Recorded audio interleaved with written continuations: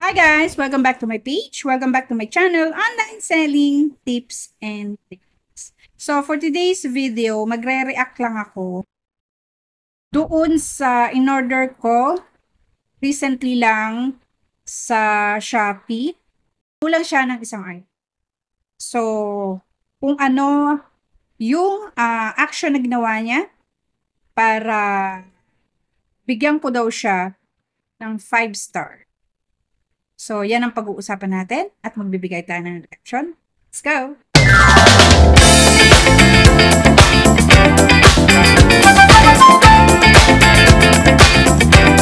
Recently nga, nag-order ako ng 12 pieces na plastic hook para doon sa kurtina namin. Kasi, may mga spare akong mga, siya actually, curtain rod. Pwede siyang gawing curtain rod, DIY na curtain rod. So, metal siya na matigas. Mas matigas pa sa curtain. Ang in-order ko is yung adhesive hook na ididikit mo lang siya, matibay siya, tapos magaan lang naman yung rod. Pwede mo siyang ilagay doon. Kulang ng isang piece. So, nag-PM ako kay seller and sabi ko, hindi lang yun ang problem.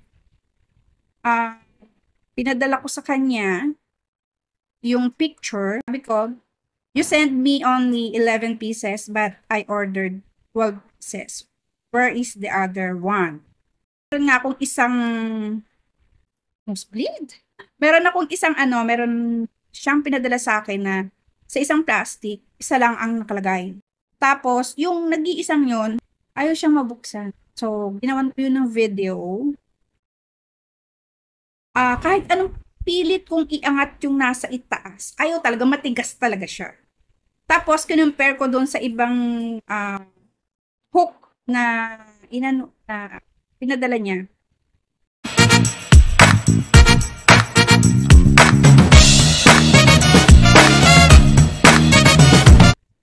Ngayon, nung una binigyan ko siya ng 2 star. So, ang ibig sabihin ng 2 star is poor.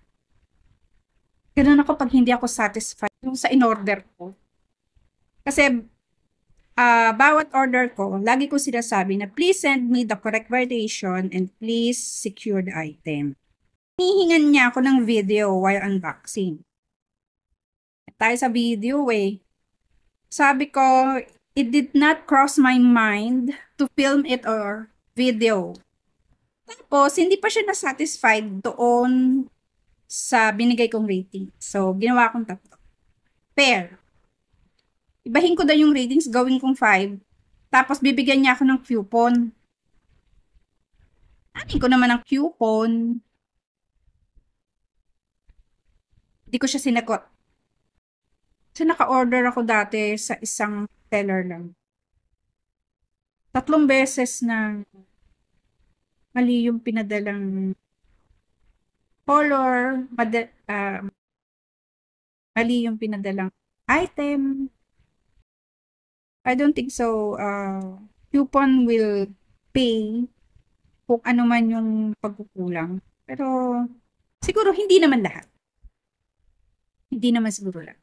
Pero, for me, personally, kung yung iba sinasadya nilang ganun para kumita lang, hindi na naman natin sila masisi kasi siguro marami. Pero, gawing practice yun, it's not right.